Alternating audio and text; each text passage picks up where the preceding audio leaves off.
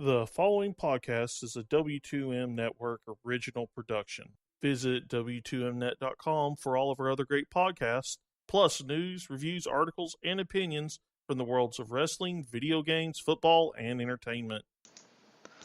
Hello and welcome to another Soccer to the Max podcast. This is the weekend edition, and I am your host, Sean Garmer, and here with us the whole time, Miss Rachael McKriger.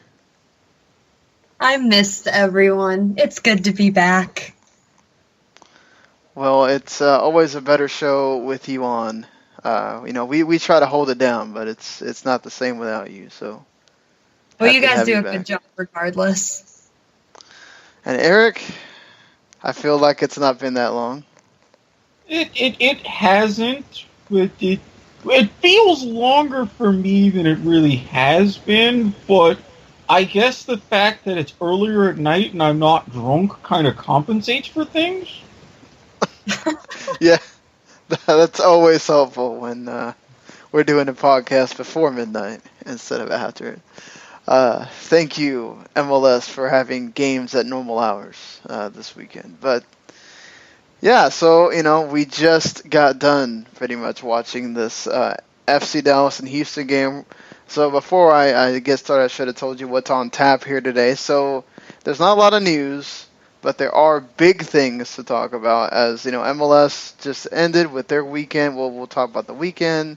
We'll talk about the NWSL weekend, and awesome to have Rachael on to talk about it, because when Erik and I try to talk about it, we just sound really dumb. So, great to have the expert on to make us look smart.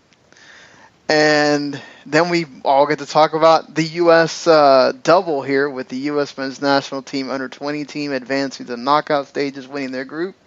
We'll talk about the game and make predictions for the rest of the knockout stage. And we'll also talk about that U.S. men's national team roster getting named for the 3 games that they have over 2 weekends, and also a friendly against my other country, Venezuela, before then. So I get to deal with that in my own personal time. But so, and it might happen in the under 20s in a much more important manner if both teams win.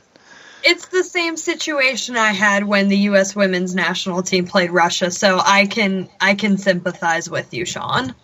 Hey, for U.S. and Jamaica, I'm like, okay, one half of me might get to drink, another half of me might get to do something else. Either way, I win. I mean, I'm fine with the senior national team just, spanking them and we go on with things, but I don't know how I would feel about, I'd be torn about Venezuela eliminating the U.S. in the under-20s. Or Venezuela getting eliminated, because I'd want to see both teams advance. It always sucks in the tournaments. But, yeah, so FC Dallas goes in at home. The return of Mauro Diaz, about 12 minutes from time, didn't really do much. He probably needs to get acclimated to things a lot better with a full game under his legs. But Dallas pressured at home. Houston decided to take the tactic of, we're just going to soak it up and see if we can get anything. They got themselves a point instead of a loss. They're still unable to get wins on the road. But what'd you guys? I don't know, Rachael. Did you watch the game? I caught the ending. I mean, you think it won't be too long for Mauro to get back to being Mauro Diaz, or is it going to be a while? I don't think it'll take him too long, to be quite honest with you. I mean, we see what he's done before, and he's not one of those players that you could see stay in a slump for a long time. So, I don't think he's gonna. I think he's gonna come back eventually. Well, Erik, I mean, Houston has had their woes here with on the road. Things continue. At least it's into the next game. The cannon is still safe with whoever it was, because you draw 0-0 here. But do you feel like this works better. I mean, obviously they played up the history with both Pareja and Cabrera, so there's a lot here. I mean, do you feel like this is smart from Houston, or should they have been attacking a little bit more? Well, I thought that they looked like they were attacking a bit towards the end. I did see Cubo Torres try to break free at least once, but I thought that they should have employed that a little bit sooner. I mean, going into the half 0-0 without creating really any opportunities, okay, fine, but I would have loved to see a bit more offensive substitutions and kind of pressing a bit, say, 60th, 65th minute instead of waiting and creating chances all the way in the 80th minute. So, it kind of got away from them a little bit. Good for them to get the point, but in order to get El Capitan, you got to win at least once over a span of 3 matches. Get the first one out of the way now. They didn't, so... I wonder if it's there's going to be a little bit of a rift with things because, you have Kellen Acosta has come on such a big deal for Dallas. Mm-hmm. He kind of gets things going in midfield too, so I wonder if they're going to be able to coexist well. And then, as everybody had their own spot, the problem with Dallas is they still can't score. Unless Arruti's doing something or Acosta has some magical moment from midfield. Both of them were in this game as opposed to the midweek game. It showed that it helps, but lots of crosses, lots of chances, nothing in the final third as far as going in the net, and that's a problem. Yeah, this may mean, if not outright trying to change the formation, tweak it a little bit, because your defense is fine. You're maintaining what Sporting Kansas City so far has kind of collapsed on. But, again, as you just said, you can't score. So, trying to find that right mix, getting transition, and having the right players going into the attacking third, maybe that'll help.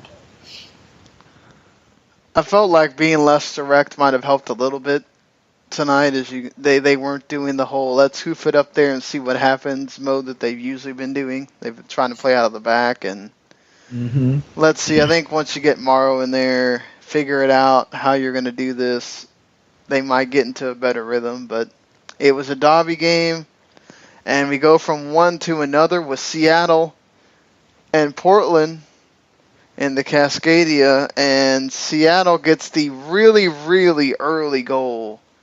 Woo! And then after that, it's just the two kind of going at it. Portland having a lot more chances. Caleb Porter was absolutely not happy with not getting one of 2 PKs. He says he can't wait till VAR comes in because he felt like he was wronged on a handball that wasn't called on Chad Marshall. And that seemed like all he was talking about after the game instead of focusing on his team's play. I mean, they did get a lot more chances than Seattle. They were pushing the game a lot more, but Sounders getting the win. I mean, really, to me, especially that first 15, 20 minutes, both teams looked relentless, and it was just chance after chance, block shot after block shot after block shot. I mean, my God, did he, forget he was playing in this kind of match if all he's doing is focusing on one-hand ball call? Burn a timeout, will you? Yeah, and the Portland keeper trying to do his best to pull a Jonathan Klinsmann at one point. So. Oh, God. Yeah, I'm going to hold Stop coming out with your feet in the penalty area. Just don't do it. I mean, maybe IFAB needs to have that rule in bold and in red font with the yellow background saying, hey, keepers, stop it. This is stupid. I mean, did you see anything from the Seattle end, Rachel, that you liked? I mean, obviously the goal was kind of sort of a nice little luck going right to oh dang it, why can't I think of his name? Christian Roldan? Yeah, going to Roldan's head. Sometimes that's what you need, though. I think the thing that kind of intrigued me about Seattle was how they lined up, because they played a 4-4-2, and it was weird because Clint Dempsey and Jordan Morris weren't the two up front. It was Jordan Morris and Nicholas Laredo. Dempsey kind of played more in a left midfield role, which kind of surprised me because that's not normally where he plays. It was interesting to watch. It was interesting to see. And I just sat there the whole time thinking, I wonder what Bruce Arena thinks about that. Might not have been too happy with it, but I mean, he knows what these guys can do. I don't think he really needs them to necessarily be playing in a certain spot on their, because he's going to do what he wants with them, right? When they're with the national team. So yeah, I mean, lucky for him, Graham Zuzi's kept playing his position so that it means something for the national team. But SKC could have decided, you know what, we're going to put him back in midfield, and then it doesn't really help Bruce much. So it's that give and take, you know. Yep. We also have the much more and look, aside from the game on Friday and the game we're about to talk about, we got a bunch of 1-0s here. Not that they were bad 1-0s. A lot of them, many of them were very entertaining 1-0s, but that's kind of what you got this week here. The Los Angeles Galaxy, this was one heck of a game to watch on Unimas.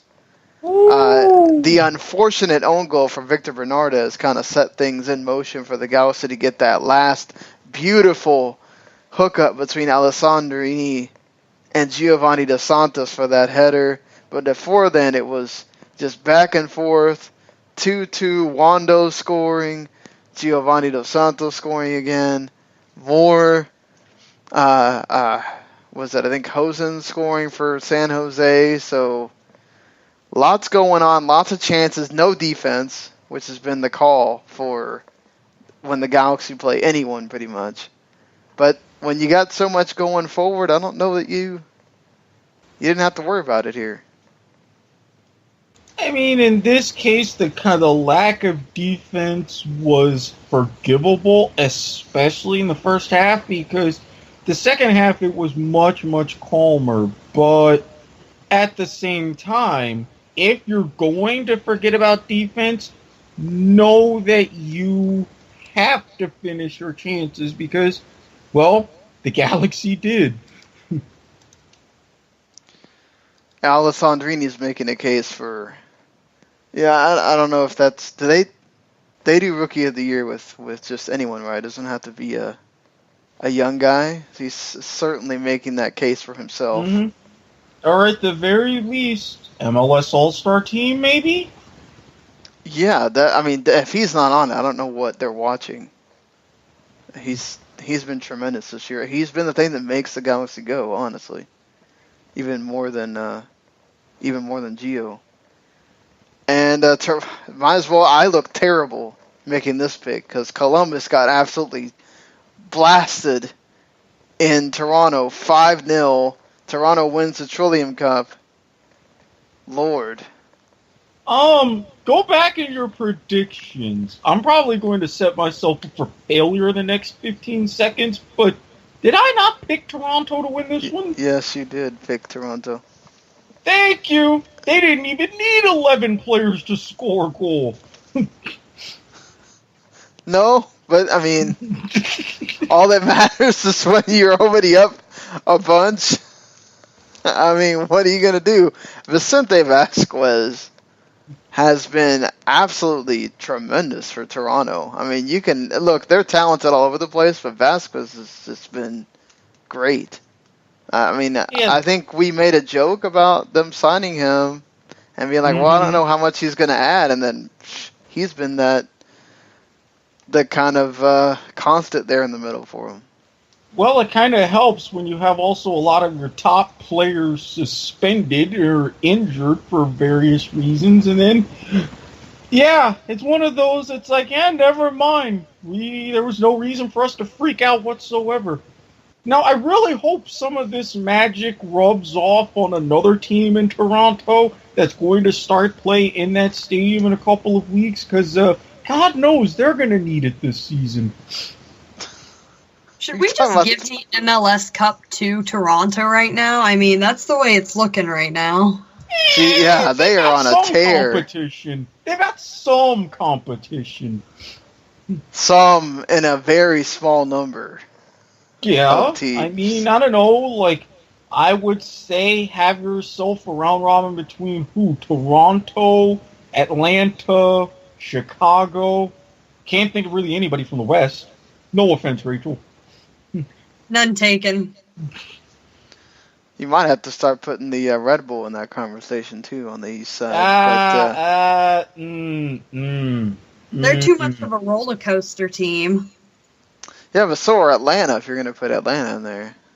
Yes, but Atlanta, and I was just saying this today, we told Miguel Almiron, shoot, you can do this.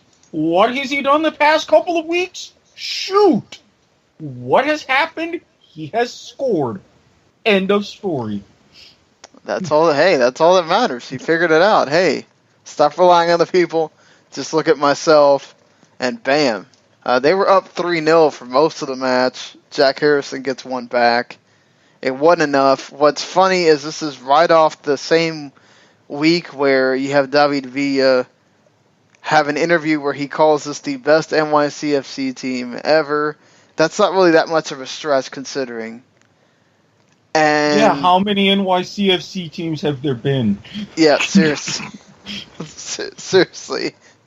And then Atlanta goes and does this. So, I mean, they were early, and then it's amazing because NYCFC made Atlanta look really bad when they played in New York earlier in the season, and it looks like they learned. But again, remember what I said about home cooking. NYCFC has it. They were not at home. Also, and I like this statistic that was brought up on the broadcast, the league average for shooting percentage, as in shots on goal actually leading to goals, is 12%. I believe Chicago is in second, well above that average with 16%. Atlanta came into today's match at 20%, way above average, best in the league, and thanks to 3 goals on just 3 shots the entire match, they got better. Well, and New York also kept committing really bad turnovers defensively too. So, and honestly, that still could have been a 4-3, 5-3 match had it not been for some expectedly less than stellar finishing at that point. Yeah, talk about not so stellar finishing. DC United and Vancouver. I don't know how many chances they had in this game. And you know what? I'm going to be the first to say United should not have won. I agree with you. They should not have even gotten that penalty. They should not have. No, that's just they stole that game. Once again, Guillermo does one of his. He better get something for simulation on that too, because that was the same thing as the previous one, where he just jumps in the air. It's like, come on, man. Like, hey, wait a minute. The ref's not looking. Oh, crap. I've been fouled. Come on. That was like a Neymar Lionel Messi move. Ugh. That just Yeah, it was laughable. And then Vancouver, come on, man. After all that, to complain to the ref, it was rightly given, by the way, but like this is one of those situations. I don't know if we didn't talk about it on the show. I think we talked about it off air that we might talk about it on the show about this stuff that's coming up about how referees need to pay more attention to how the goalkeepers come out and challenge because hey, if they don't touch the ball or go near the ball, it should be called a penalty. True. Bill Hamid, for as many great things as he did in that match, and again, Bill Hamid he has been fantastic this year for a DC team that's just been bad. Hey, Bruce! Hey, Bruce! Hey, Bruce! Hey, Bruce! Don't Really, even Bruce? get me started on that one. Yeah. Hello, Bruce. Pay attention. He comes up with both of his hands on top of his head, hits I don't even remember who it was in the head, and doesn't even touch the ball. They finally call the penalty, and then Techaria or whatever misses the penalty. Yes. And I think, was it Breck Shea? Because I know this was... No, it was Breck Shea. Yeah, he whacked Breck Shea in the head. Yeah. To the point where Breck Shea had to go off. Yes. And even then, it's like, hey, Vancouver, if you're going to piss off your fans by showing replays of stuff that kind of went against you, then you might have went ahead and shown that replay a little bit quicker to try to balance things out and have it go for you. Come on. That... Oof. Yeah, I mean, I think, obviously, it's not Hamid's fault that Breck Shea is a huge man. Either. No. A pretty tall guy, Breck Shea. But, still, you need to put those hands a little bit closer where the ball is. And for Vancouver, at least you got the Lions going for you this season. Freddie Montero needs to... And that's sad because Freddie Montero should be scoring or shooting those penalties, but he's missed the last two, so they had to have somebody else like, do. oh, wait, why is Freddie Montero moving the ball? Even the announcers was like, hey, wait a minute, he's kind of sucking right now. He can't do this.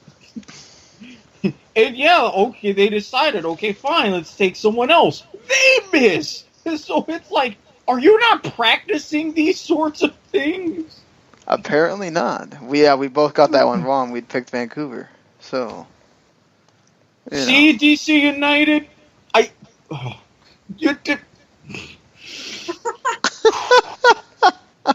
I bet for you, I get screwed over. I bet against you, I get screwed over. No! You can't win. No, I can't. I just can't. Okay, so, and another one on a day here with the Red Bulls getting goals. Bradley Wright Phillips, that was also a weird... That was just one of those where it's like, why are you going to ground there, Perry Neal? You know he's going to get right by you. Terrible penalty. New England gets on the board, and then BWP and Warrior do their deal, and they score, and the Red Bulls come out with a win at home, as they have been pretty much all season. That's why I say I'm not throwing Red Bulls in that, because you had to come back to beat New England at home. No, you're good that you got the 3 points, but you ain't legit in my mind. And Sasha Clushton has just been so absent for them as of late. Like, he's kind of, like, I heard some people saying today, and I'm sure we'll get to it, there's 7 midfielders on the U.S. men's national team called up, and they were like, why is Sasha Clushton not in there? Well, because he's kind of played himself out of the national team picture right now. True. Yeah, until this game, he was really, really not been around. He looked good in this game, but Rachel's totally right. Just before this, it was like, Sasha who? Where's he at? It's other people making plays for the Red Bull. And I was going to give heaps of praise to Cody Cropper, but then he goes and has a bad one on this evening. Yeah, what the hell happened with him? What? I could go out there and do... Oh. Ugh. Yeah. I mean, and Luis Robles was fantastic, though. Made some very big saves towards the end to make sure to keep the scoreline the same. But Yeah, just I thought I was going to be talking about a wonderful, and I can't believe I forgot to mention Tyler Derrick with some fantastic saves in that match with Houston and Dallas. Because that Acosta free kick should have gone in, and he absolutely just made a fantastic save. And Jesse Gonzalez with the only shot that was really anywhere near a goal for Houston. He didn't know much about that one, but he saved it. So much credit to him on that, certainly. I think, the rest of this is sort of a just short little 1-0s here, but Colorado got a corner goal, and then Sporting KC just couldn't score. Nope. That was it. They just couldn't score. Orlando, same thing. Minnesota Ramirez was offside. No, he was not offside. I don't care. He was not offside. And he actually, he did some work to get that goal, so I give him credit for that. Yeah, I give him credit, but in my mind, from my views, it was offside. And Carlos Rivas had one of his days. Carlos, how many times do I have to reprimand you? Do not be a ball-greedy SOB. You can't make those shots. Let the grown-ups do the scoring. You go and you be a facilitator. Well, he did have one hit the post. So I could have one that hit the post, especially against Minnesota, especially when Adrian Heath is trying to get his revenge. Rivas, what were you thinking? Do you have any idea how... Okay, I don't even know what word I could possibly use, but you know what would have transpired had we been able to stick it to him? What a nice story. Just remember, that's the Loons. Yeah, you lost to the Loons. In that ugly stadium. Oh, well, my God. First of all, it's a football stadium. Second of all, it's a college football stadium. Oh, it just looks so bad for soccer. Football stadium in Minnesota. They do keep giving updates on the actual stadium that's being built, so that's good news. Yes, but in the meantime, why do they have them playing there? Why couldn't they have shared the new stadium with the Vikings? Probably because the Vikings didn't want anything to do with that. Oh, God. Well, maybe they should have. Hey, Teddy Bridgewater's working out in OTAs, so, maybe. Real Salt Lake turned the tables on Philadelphia and get a win. Their attack looked really good in this, too. So, can't wait to see what happens when Brooks Lennon comes back. Yes, and they can win without snow. That's an important part. That's one on the road back to greatness, ? Beckerman had been suspended for this game because a nasty Taking swipe. My boy. Yep. Doing some After Effects on your boy there. Oh. Well, just so we can be current with this, these predictions here. So, I terribly picked Columbus. Eric got one with TFC. Pimp and completed. We both were wrong with the Seattle and Portland draw. We both were wrong with Vancouver.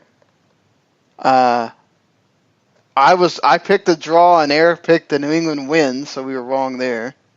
What was I thinking with that? I picked Orlando to win, so I was wrong there. Eric picked the draw, so he was also wrong. And we both picked Philadelphia, so we were both terribly wrong there, too. Eric picked SKC, and they lost. I think I picked the draw, which that also got... I terribly also picked San Jose, so I'm the one that looked worse here. And then we both were right about Atlanta, and we had both picked FCD, but they wound up at a draw. So, not too bad. We need to come up with some sort of point system here. I have an idea of that going forward.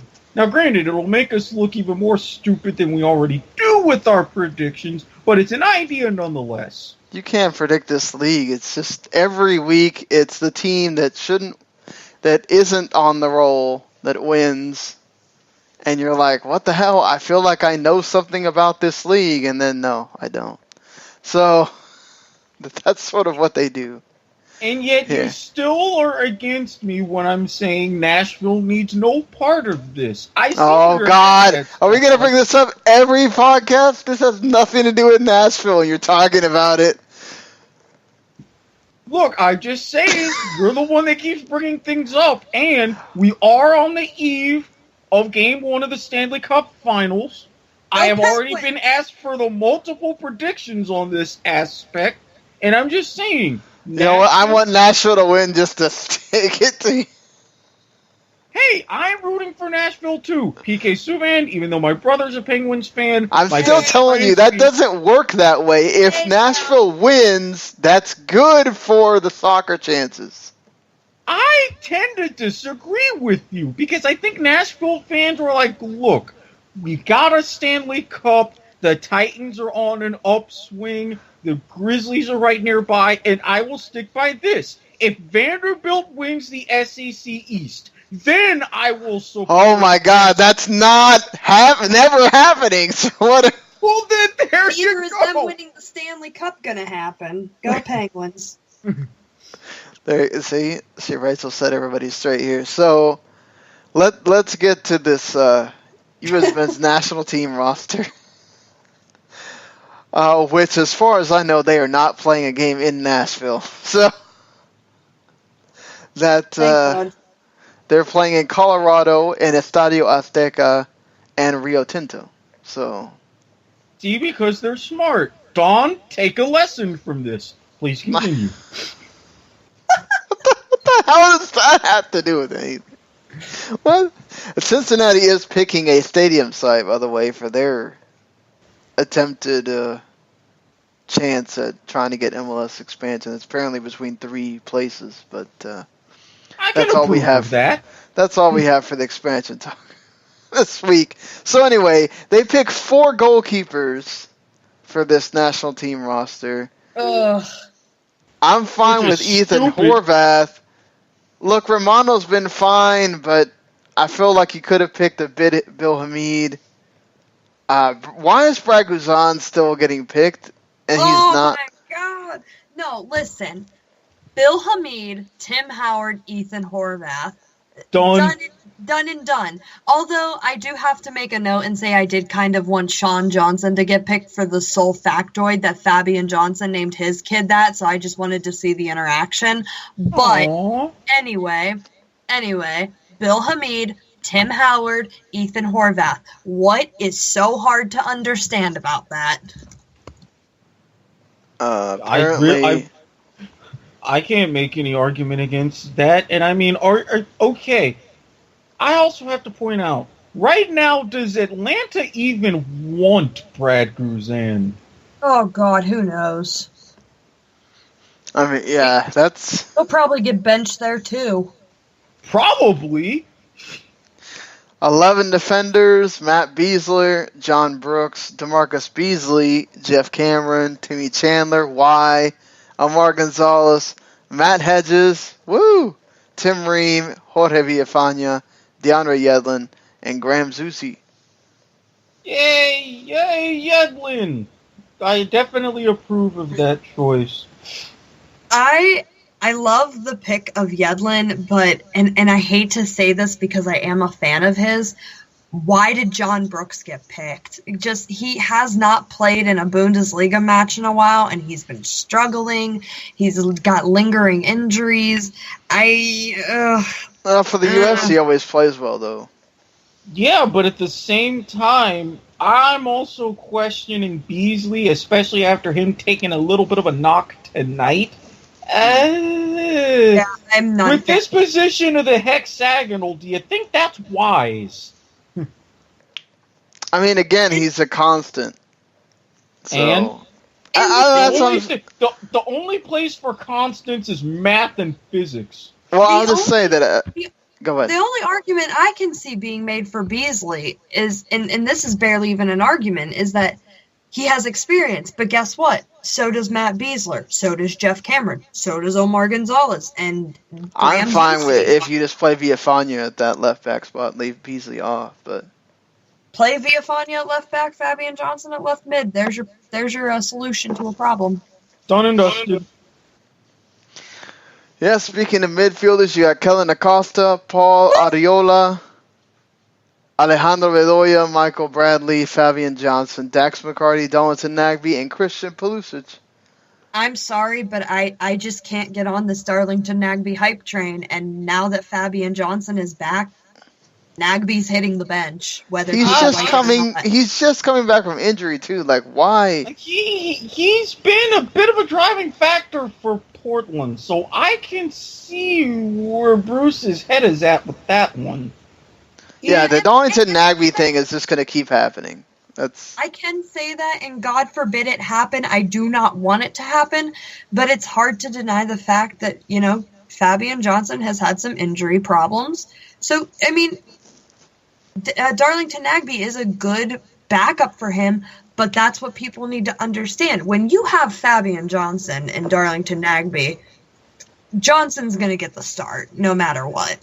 Yeah, I'm not disagreeing with you that Johnson should get the start, but I'm saying, even as someone who's not entirely a Nagbe ultra fan, but I'm like, I have to recognize that he has a very significant value in, okay, even if you're having injury issues with Johnson, say you don't need him the entire 90 minutes, you can bring Nagbe in off the bench. Done.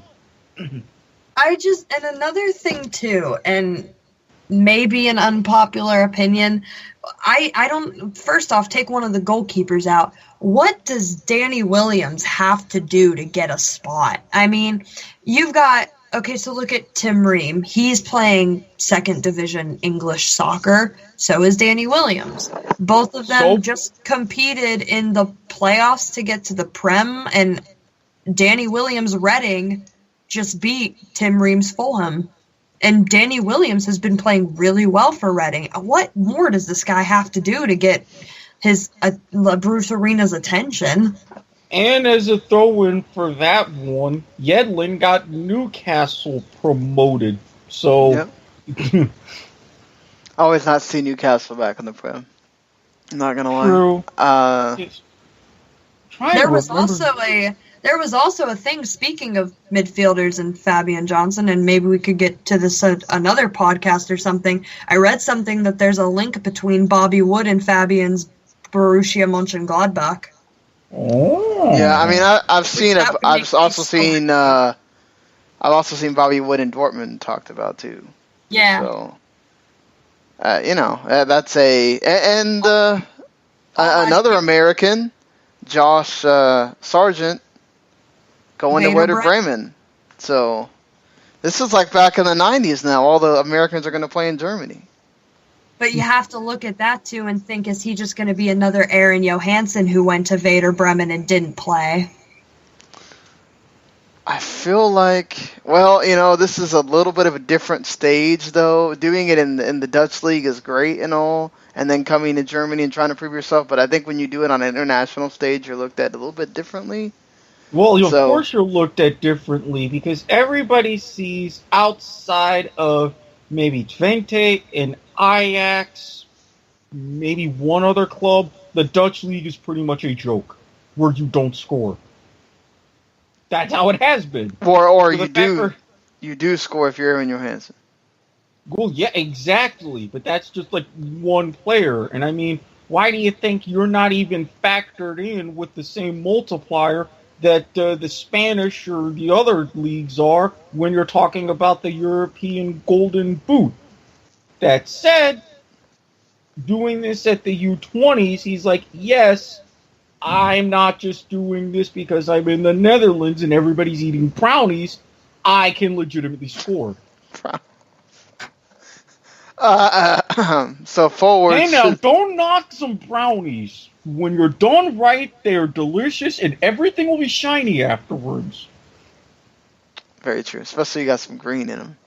So That's what I meant. But, okay, trying not to throw that out. Oh, Jesus. You don't explain? Never mind. Continue. hey, sometimes subtlety doesn't always work, you know.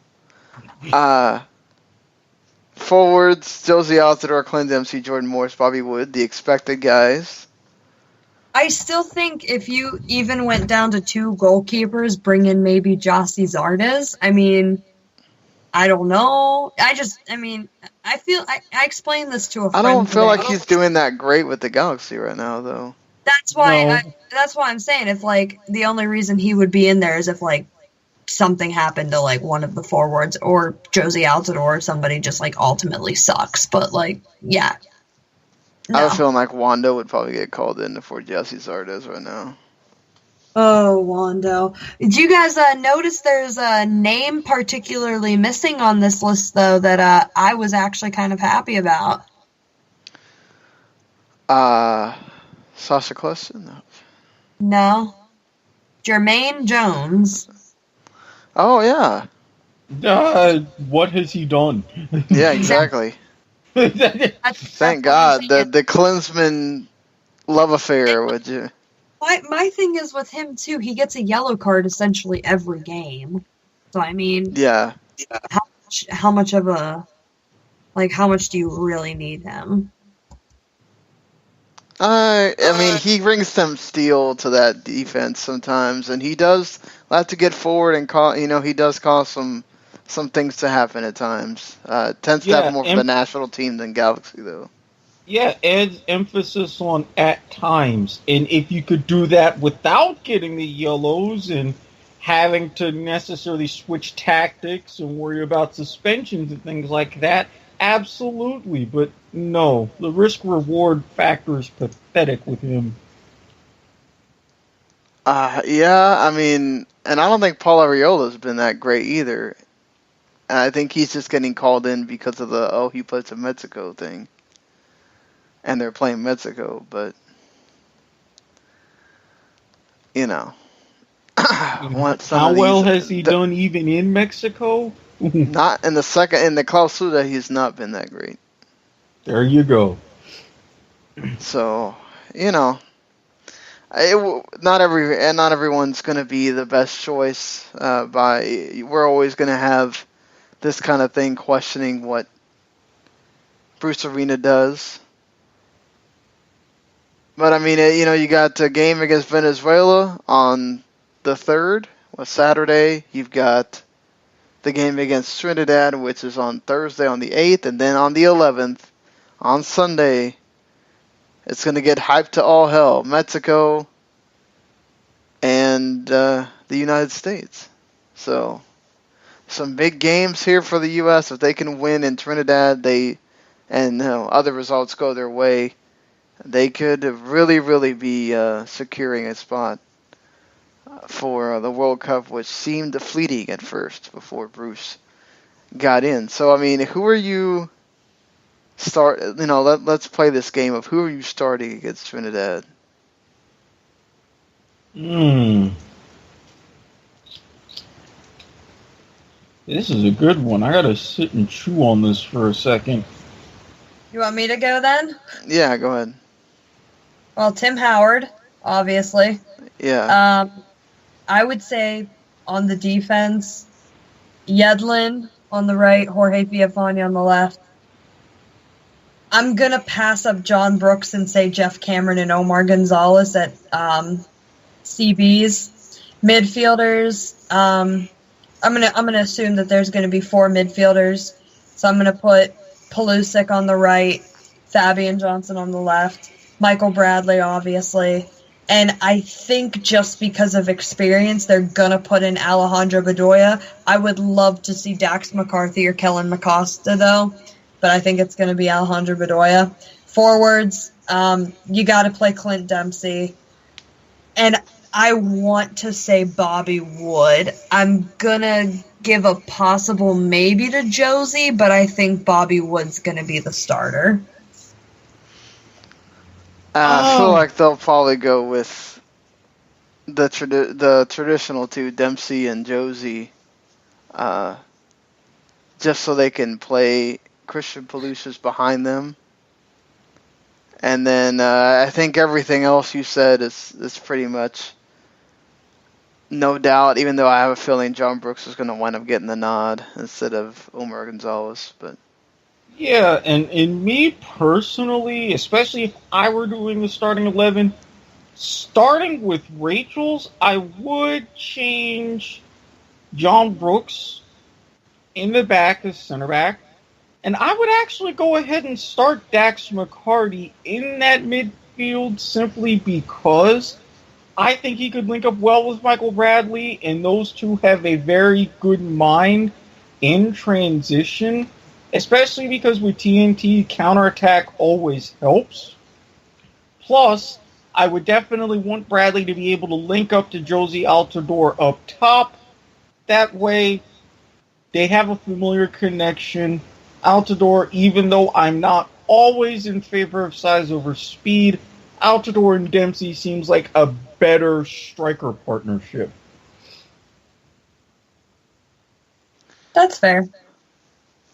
yeah, and Altidore and Bobby Wood has also been a good strike partnership too. So they got some good combinations. Either way, someone, especially if they find themselves down, one's going to be subbed for the other. Either Dempsey off the bench for Wood or vice versa. I see that happening at some point during these three matches.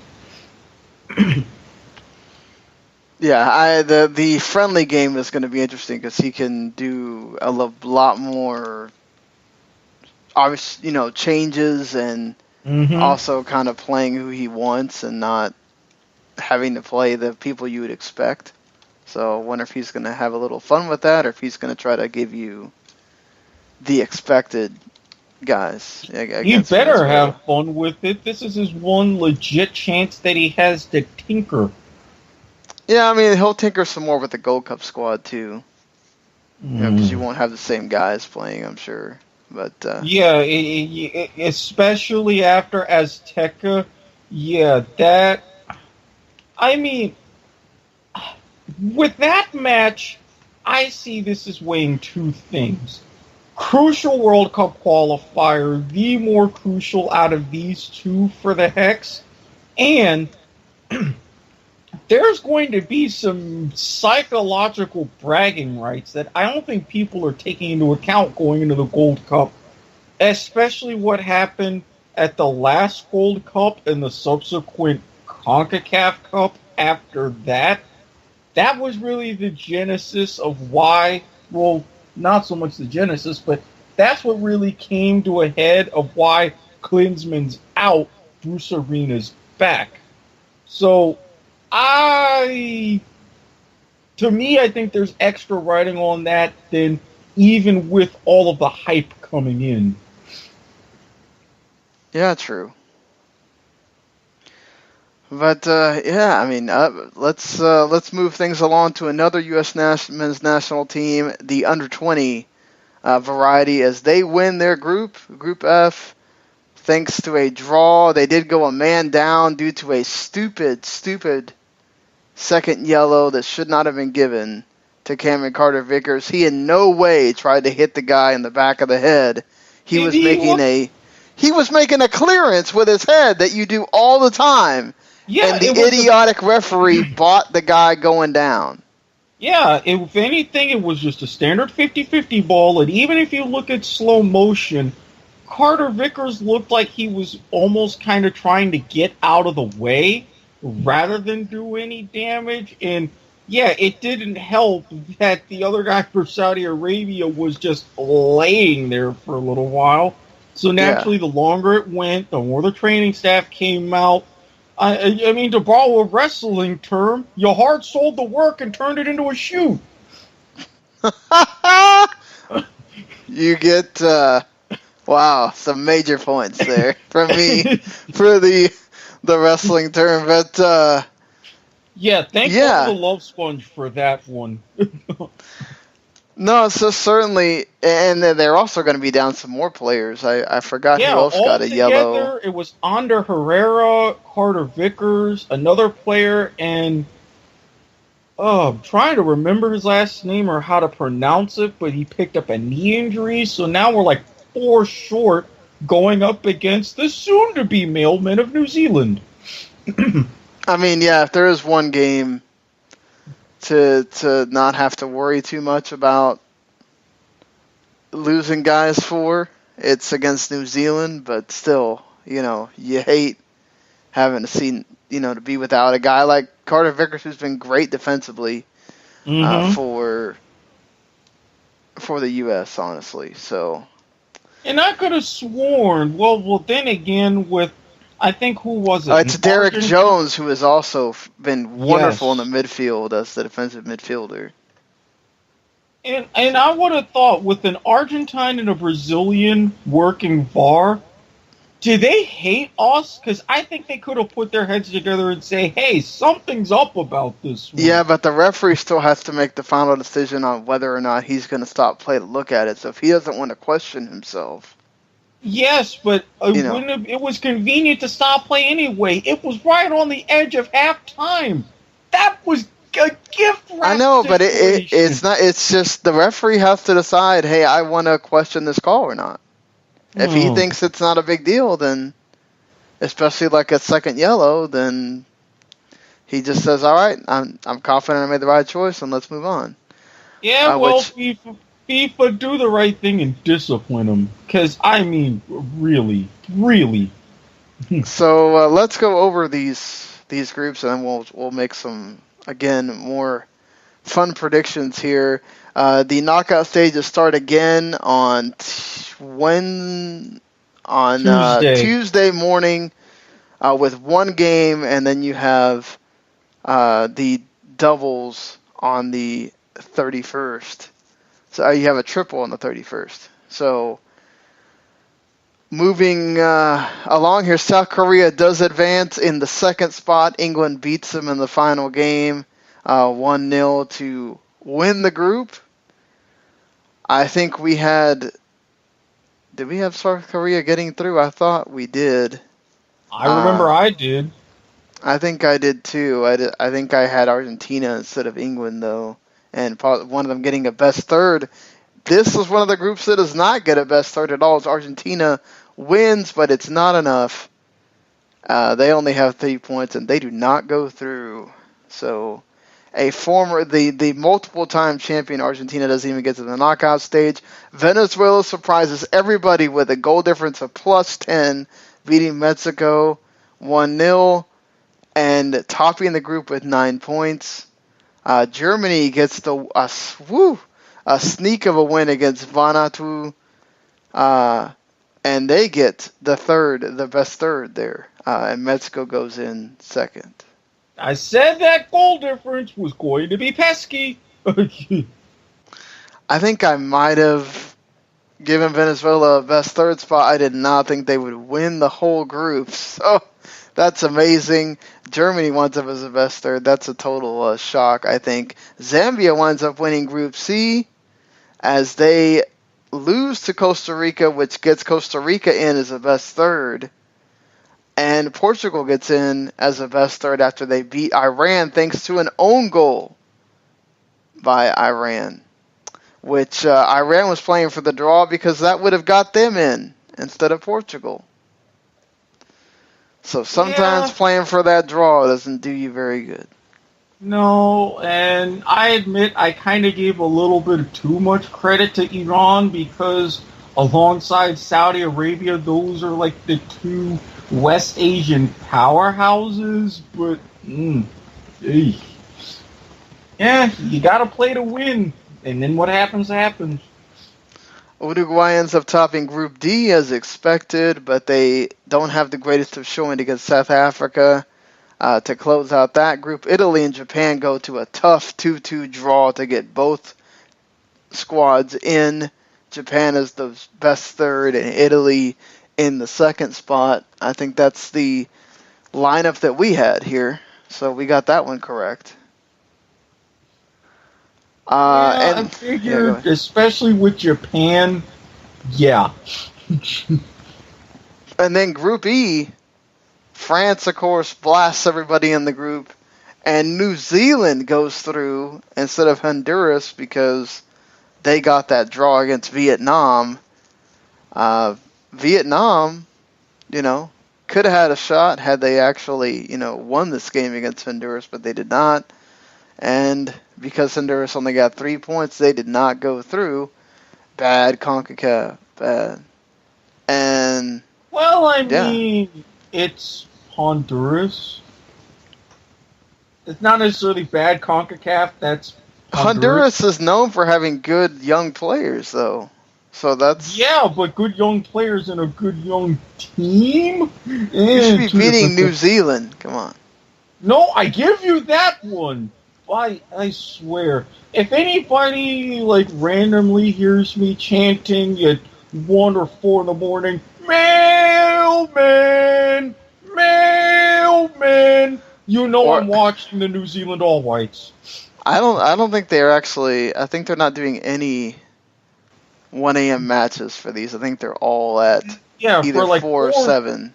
Yeah, for this one, because it's fewer games, opportunities. My rule still stands.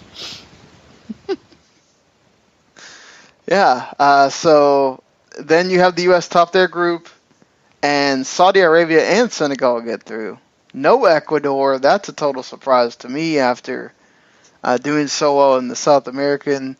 Okay, what did I say about Ecuador when we first talked about this? They were playing at altitude, and that helps them. Thank you very much. And where is the next U-20 World Cup going to be? In Ecuador. Yes, which they'll probably, at the very least, make a run to the semifinals. But again, if you're playing closer to sea level, you're gonna suck. Plain and simple. So anyway, here we go. The first game, South Korea and Portugal. Then Uruguay, Saudi Arabia on that end. Venezuela and Japan. Oh, this is also on the 30th, by the way. So Venezuela and Japan, and then South Korea, Portugal. You'll get a double on Tuesday morning. Oh, so great. I get to stay up for that. And then U.S. and New Zealand all on that side of the bracket.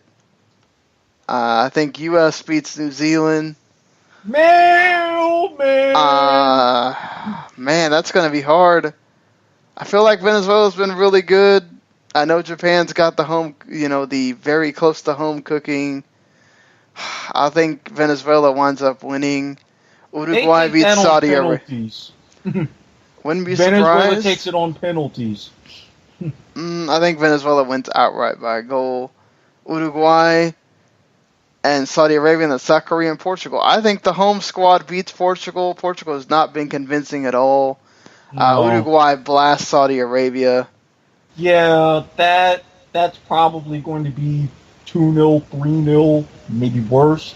But yeah, Uruguay definitely advances. I hate to do this, but I think Uruguay is getting past the home squad here.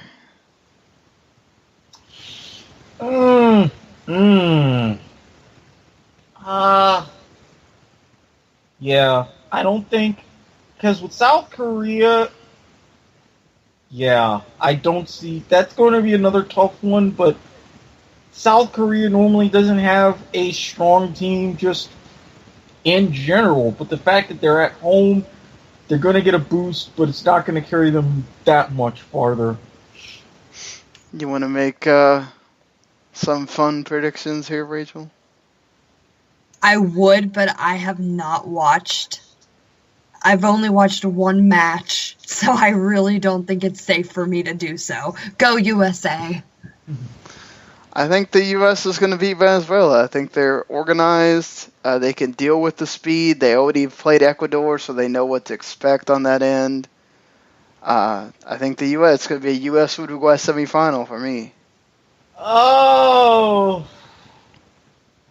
Personally, given the U.S.'s history and their trends, in all the times they've won their group, which is the first time they've won their group since '07, they have not gone past the quarterfinals.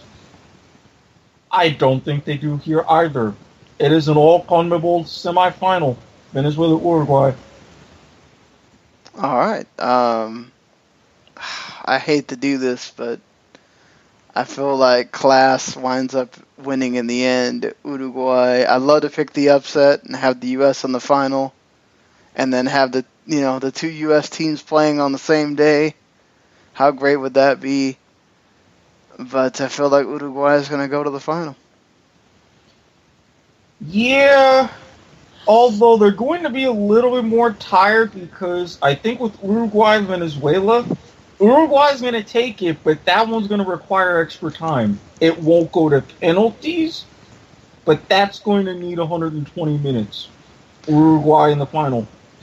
So on the other end of the bracket, you got France and Italy, the ultimate, one of the ultimate European matchups. Zambia and Germany, Mexico, Senegal, and England, Costa Rica. I think France has been tremendous. Look, they had a really weak group, but France has been really good. I think they're going through. I'm going to say Zambia. Germany has not been convincing at all. Look, sometimes you just need the motivation to get to that, to get to the knockout stage, and then you start doing something. But I feel like Zambia has been really good, and the speed is going to kill, and Zambia gets through here. I agree because knowing what little I know about youth level German soccer, I mean, yes, they haven't had some impressive showings, especially dating back to the Olympics in Rio, but no. I don't think they have the structure, and again, I think Zambia, with what they've done, especially not just with the speed, but how they apply it, Zambia takes them. Mexico, I think, is going to Senegal's going to be, it's going to be the same thing like with the U.S. Mexico's going to they got too much to Senegal be a problem. England, Costa Rica is going to be interesting. I think Costa Rica's kind of been sleeping in the tournament. But England's actually been really impressive. So this one could require extra time, but I'm going to say England goes through. And I'm going to say England beats Mexico as well. I have not been convinced by Mexico much in this tournament either. And as much as I'd like to give Zambia the win, I feel like it's going to be an all UEFA semifinal with France and England. Yeah, I'm going to give England a tougher time against Mexico because they are going to just mop the floor with Costa Rica, but I do see them going through, and again, Mexico, no biggie there. Yeah, France, they're going to cruise. Well, not necessarily cruise against Italy, but they are going to cruise against Zambia. And I said when we started before the tournament, France was going to go on to the final. I'm sticking by it. All right. It's not going to be pretty, that semifinal, but France can prevail. Barely. That might be another word's penalties. Yeah, I agree. I think they do go to penalties, and France winds up winning too. So we both have the Uruguay-France final. Wasn't that something that I just randomly picked out of somewhere when we started? Yeah, I think we both had Uruguay. I don't know if I had France. I'm pretty sure I did. I think that means that it's England and who's the other?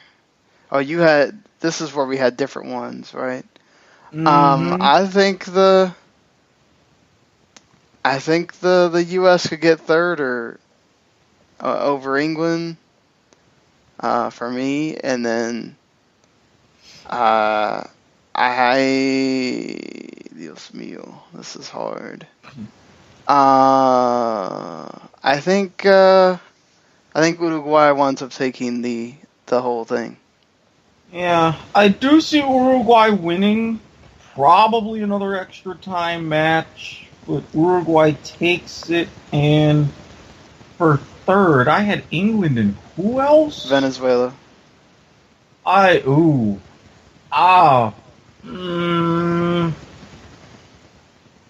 can see Venezuela taking third. Oh, I would be so happy if they did. Yeah. All right. Well, so there you go.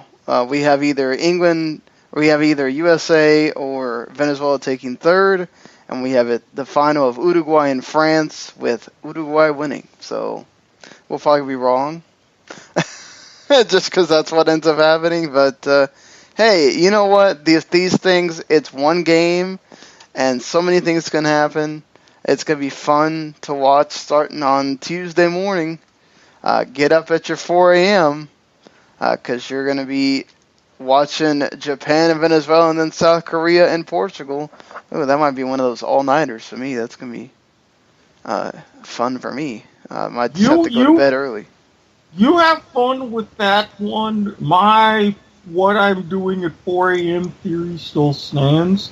Now, granted, I still get to put that in practice, working on that, but that's my theory. I really feel like they could have stretched this out a little bit more and done 2 on the 31st, 2 on the 1st, and 2 on the 2nd, just to give a little bit more breathing room for these games, but it is what it is, I guess. Okay, you have to understand, this year the U-20 World Cup is in South Korea, and the U-17 is in India. Does it really matter how much you're going to stretch? Time zones still exist. I know, but you could have given each game their own spot instead of having 2 games going against each other. But that's just me. For TV reasons, in Korea or wherever that's close to them, the U.S. for TV reasons in Korea, they're focusing on baseball right now. I know. I'm just saying they don't care. God, you're arguing for. No, for argument's sake here, the United States is playing New Zealand on the 1st, on Thursday, so you have to wait all the way to Thursday for that one. Yep. But should be really fun. Should be a great day of action, no matter which day you're watching. Of course, you can always just wait till normal hours and watch the games later. That's exactly, also like I do. And then they take a little break and they start. The quarterfinals are on Sunday the 4th and Monday the 5th. So there you go. And weird, normally they do the semifinals are each split into a day, but on this, the semifinals are both on the same day, June the 8th, which is a Thursday. Well, I think it's because they split the semifinals and the fact that you just have the final, you want to give the semifinal winners the same amount of rest. So I like that idea. Yeah, I do too. I agree with you. I do miss having the extra night of action or whatever. But and right now, the winner of the Golden Boot, as things stand, Sergio Cordova for Venezuela. He's got 4 goals over a Josh Sargent with 3. John Kevin Augustine with 3 for France, Ritsu Doan for the Japan, and Bon Kalo for Zambia. So you got a 5-person race for the Golden Boot going on right now. So pretty interesting there. And yeah, that's going to be until the midweek where we get to talk about 3 days of action. We won't be talking any more under 20 World Cups. So the last thing we got to cover here is NWSL for the weekend. Rachel, what'd you think? I think that Kansas City, FC Kansas City, is the best team in the NWSL right now. And I know it doesn't look like much saying that because they played the Washington Spirit, but they also played the Washington Spirit when they were down with 10 women, I should say. Alexa Newfield was shown a second yellow card somewhere in the 72nd minute, and they still managed to win the game. Nicole Barnhart does what Nicole Barnhart does, and she just denied Mallory Pugh the whole game. As we all know, Mallory Pugh is now pro with the Washington Spirit. I said that FC Kansas City might not have the stars that, say, the Portland Thorns have, but they have some really good ones on their team, and I felt like awful that Shea Groom didn't get a goal because she definitely deserved to. But Sydney Leroux looked really good. She had 2 goals in the match to get FC Kansas City up. Becky Sauerbrunn had the 3rd goal with a game-winning header. Chicago Red Stars beat North Carolina Courage 3-2, which was a major upset. North Carolina is still on top of the NWSL table with 15 points, but the Red Stars are slowly keeping up with 13 points. The Houston Dash were beat at home by the Seattle Reign 2-0. Houston had a scary moment. The match was very hot. They had a bunch of water breaks, but Rachel Daly still went down. She's been released from the hospital and everything. She's fine. But still, it's something for the league to look at to see when they should have games for Houston. They're saying maybe have them later at night so it's a bit cooler, not so hot during the day. Well, I saw that match, and to me, that just looked awful. It was literally the last kick of the match when Daly went down, and the heat index that day was 102. Yeah. Which, normal for Houston, but overall just insane. And I did see the NWSL statement to where they intentionally tried to schedule the Houston matches within the TV window earlier in the year to avoid this weather, but I think that maybe this might have to have a readjustment to the TV window so they can accommodate this even further. Yeah, I mean, it's not like Lifetime just has these, glut of great shows people want to watch. Exactly. Now, granted, while I have my own personal opinions, like said on movies such as The Babysitter's Little Black Book, but I would be willing to forego seeing that again in favor for a later Houston match for the safety of these players. And it's also good to know that Rachel Daly's okay. Certainly. What? God, Eric. I happen to like that movie for a variety of reasons, some of which I will not go into.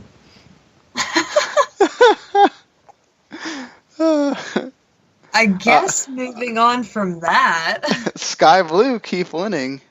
Yeah, Sky Blue. I mean, Samantha Kerr, she's on fire for Sky Blue FC.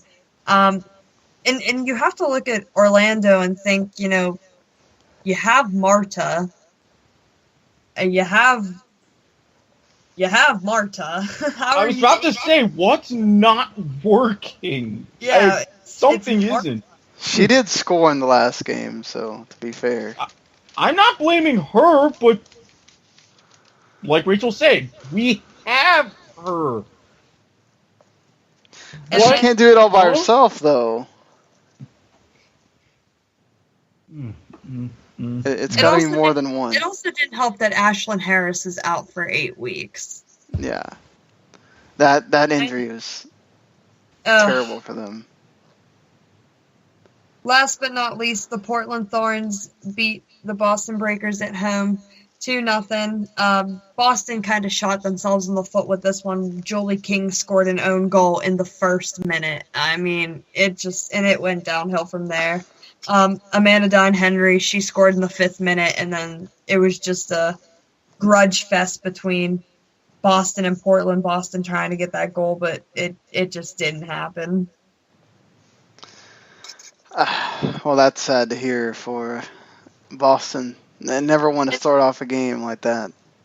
and they've looked good recently too. So that it definitely kind of surprised me.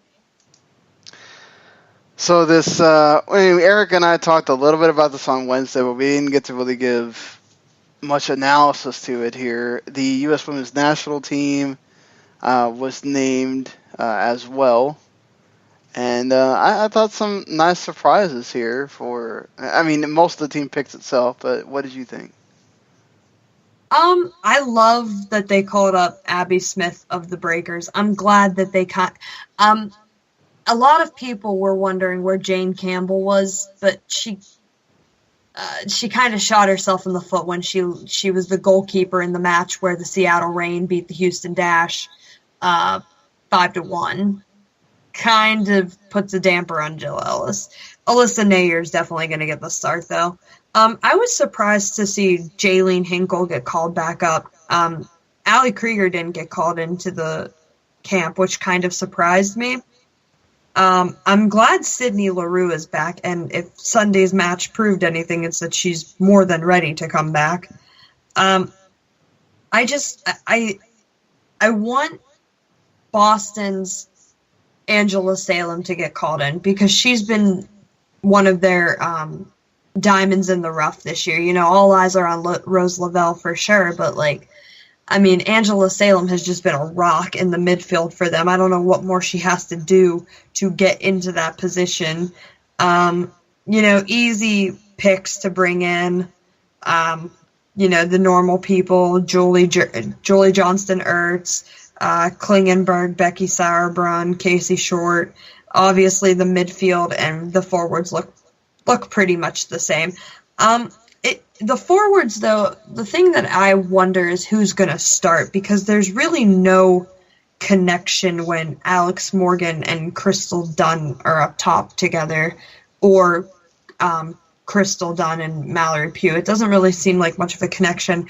I would say put Sydney Leroux in and Christian Press and see what happens. Maybe move Mallory Pugh to more of an attacking midfield role.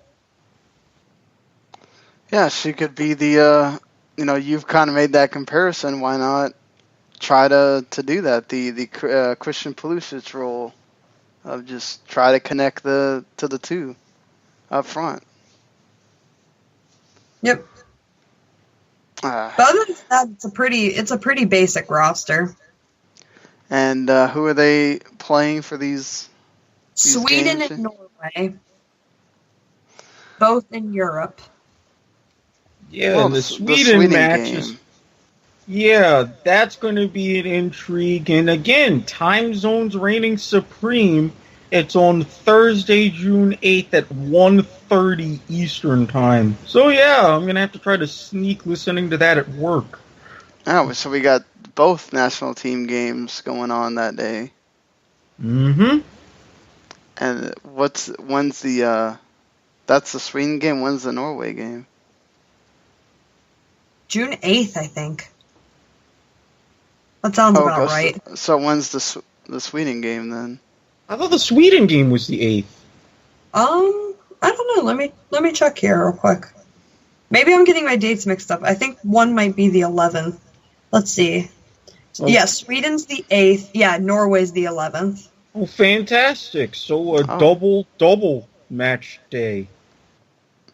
I feel like they've been doing that on purpose lately. I mean, I get it for TV, that's great and all, but I feel like the women deserve to have their own day. Exactly. No, for TV, it's not great, because who the hell's going to be watching in the middle of the afternoon? Now, on granted, the weekend, yes. Okay, on a Saturday, yes, depending on where you are. If you're like down here where I'm at, where it's nearly 100 degrees outside. On a Sunday, that's about the time you're getting home from church, and you already went to the Sunday brunch or whatever. You get home and go, I want to watch soccer, Yeah, for a Sunday I can understand, but for a Thursday, no, that makes no sense. For Thursday, that's the normal, European midweek time, though. 1:30, 2:30. That's usually when you got to think about that's, the 5-6 hour difference. What time they're playing that game at. True, and I mean but at least for European matches, they have the foresight to have at least some sort of replays for people who aren't home and who forget to set their DVRs. But should be an interesting, a couple of weeks coming up for both national teams, and we'll get to, of course, talk about them on here with you. But that's going to do it for the weekend edition here of Soccer to the Max. So for Rachel, for Eric, and for myself, we will see you in the midweek on Wednesday night for more Soccer to the Max. See you guys later, everybody. See ya. Peace. The following podcast is a W2M Network original production. Visit W2Mnet.com for all of our other great podcasts, plus news, reviews, articles, and opinions from the worlds of wrestling, video games, football, and entertainment.